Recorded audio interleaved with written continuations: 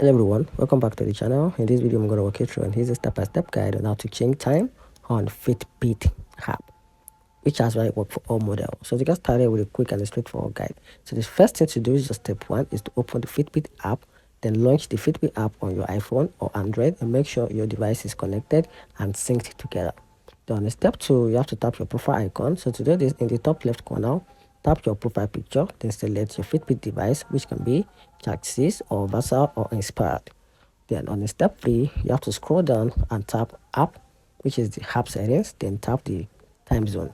Then on the step four, you have to turn up auto time zone if needed. So if set automatically is turned on, toggle it off and then select your current time zone manually.